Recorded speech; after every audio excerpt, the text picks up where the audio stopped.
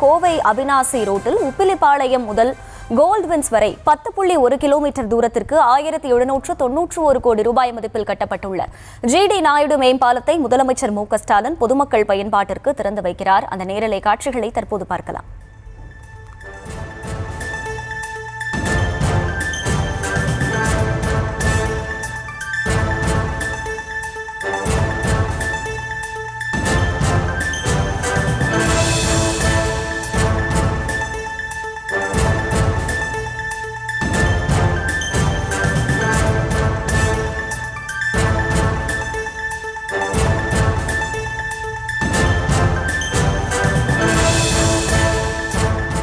அவினாசி ரோட்டில் உப்பிலிப்பாளையம் முதல் கோல்ட்வின்ஸ் வரை 10.1 கிலோமீட்டர் தூரத்திற்கு 1791 கோடி ரூபாய் மதிப்பில் கட்டப்பட்டுள்ள ஜிடி நாயுடு மேம்பாலத்தை முதலமைச்சர் மு.க.ஸ்டாலின் பொதுமக்கள் பயன்பாட்டிற்கு திறந்து வைக்கிறார். அந்த காட்சிகளை நாம் தற்போது நேரலையில் பார்த்து வருகிறோம்.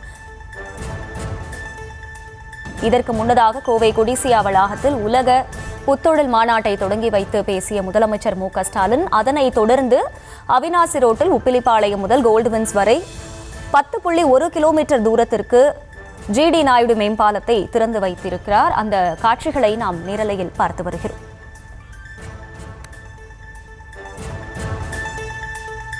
கூடுதல் விவரங்களை எமது செய்தியாளர் அருண் வழங்க கேட்கலாம். அருண், வணக்கம். முழு விவரங்கள்.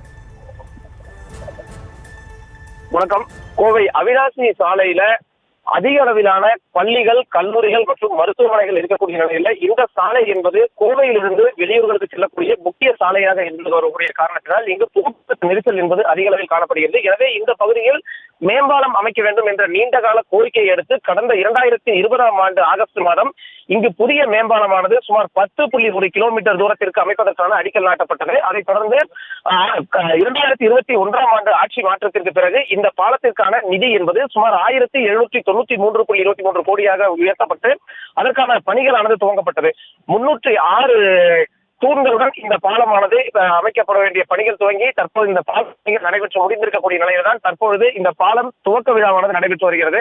இதனை தமிழக முதலமைச்சர் மு.க.ஸ்டாலின் திறந்து வைத்திருக்கிறார். இந்த பாலத்திற்கு ஜிடி நாயுடு பாலம் என்று பெயர் வைத்திருக்கக்கூடிய நிலையில இந்த பாலமானது துவக்க விழா தற்போது நடைபெற்றிருக்கிறது. இந்த துவக்க விழாவில் விஞ்ஞானி ஜிடி நாயுடுவின் குடும்பத்தினர் கலந்திருக்கிறார்கள். அதே போன்று தமிழக நெடுஞ்சாலைத்துறை அமைச்சர் ஏவா வேலு, அமைச்சர் சாமிநாதன், முன்னாள் அமைச்சர் செந்தில் பாலாஜி உள்ளிட்ட ஏராளமானோர் கலந்து கொண்டிருக்கிறார்கள். இந்த பாலத்தை துவங்கி வைத்தவுடன் முதல் பயணமாக தமிழக முதலமைச்சர் மு.க.ஸ்டாலின் இந்த பாலத்தின் வழியாக பயணம் செய்து கொண்டிருக்கிறார். தற்பொழுது இந்த பாலத்தின் வழியாக அவர் பயணம் செய்து கோவை அரசு கலைக்கல்லூரியில் நடைபெற்றக்கூடிய சாலை பாதுகாப்பு விழிப்புணர்வு உறுதிமொழி ஏற்கும் நிகழ்ச்சியில் அவர் பங்கேற்கிறார். அதற்காக இந்த பாலத்தில் தற்பொழுது பயணம் செய்து அவர்கள் சென்று கொண்டிருக்கிறார். இது மட்டுமின்றி ஏற்கனவே இன்று காலையில் கோவை கொடிசியா வளாகத்தில் அதாவது புத்தொழில் மாநாடு, உலக புத்தொழில் மாநாடு 2025 அந்த மாநாட்டை துவங்கி வைத்திருக்கிறார். 2 நாட்கள் இந்த மாநாடானது நடைபெற இருக்கிறது. அரசு கலைக்கல்லூரியில் நடைபெறக்கூடிய சாலை பாதுகாப்பு உறுதிமொழி நிகழ்ச்சியில் பங்கேற்ற பின்னர் முதலமைச்சர் மு.க.ஸ்டாலின் கோவை குறிச்சி சிட்கோ பகுதியில் தங்க நகை பூங்கா அடிக்கல் நாட்டு விழாவில் பங்கேற்று அந்த தொழில் பூங்காவிற்கான அடிக்கல்லை நாட்டி அதன் பிறகு விமானம் மூலமாக சென்னை புறப்பட இருக்கிறார்.